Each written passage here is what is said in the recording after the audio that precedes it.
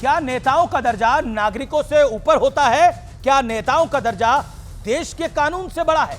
क्या नेताओं की जवाबदेही कानून के दायरे में बंधी नहीं होनी चाहिए? क्या नेताओं के साथ खास व्यवहार, स्पेशल ट्रीटमेंट करना सिस्टम की मजबूरी है? देश का कोई नागरिक अगर भूल से भी कानून को हाथ में ले ले तो खुद को बचाते बचाते पूरा परिवार हाफने लगता है। लेकिन नेताजी जनता के सेवक होने के बावजूद लग्जरी जिंदगी जीते हैं। जेल जाएं तो मसाज का प्रबंध, याद है ना आपको, सत्येंद्र जैन, घर का खाना, कपड़े, मोबाइल, पलंग इत्यादि सब कुछ अवेलेबल होता है। और तो और वो चाहे तो जेल में रहते हुए भी प्रधानमंत्री, मुख्यमंत्री और मंत्री के पद पर बरकरार रह सकते हैं। लेकिन अब ऐसा नहीं होगा। अब जेल से सरकार नहीं चलेगी। अब जेल में 30 दिन बीते तो 31वें दिन कुर्सी खुद ही खुद चली जाएगी।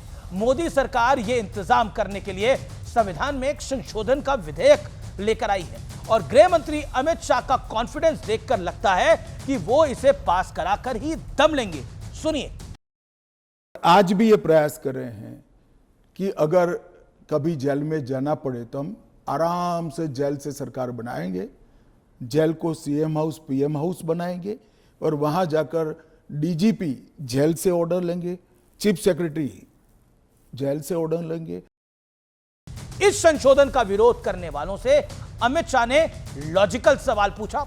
उन्होंने कहा कि देश के प्रधानमंत्री एनडीए के हैं, देश के अधिकतर राज्यों में बीजेपी या फिर एनडीए की सरकार है, तो डर विपक्ष को क्यों लग रहा है?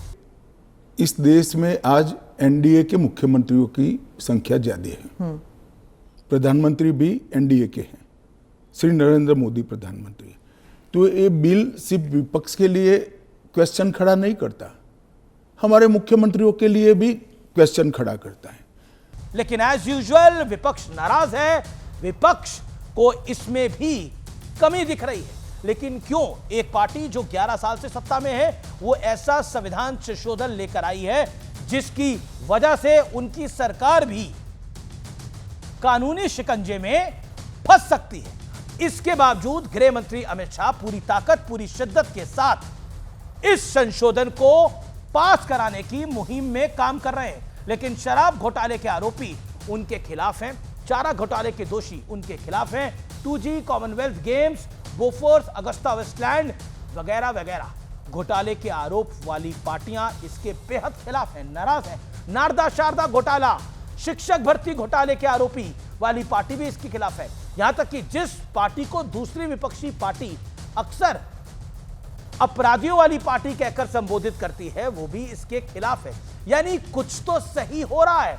बाकी इंतजार कीजिए शीतकालीन सत्र का, हो सकता है आप इतिहास बनते हुए अपनी आंखों से देखें, क्योंकि अमित शाह और मोदी की बॉडी लैंग्वेज से तो यही दिख रहा है।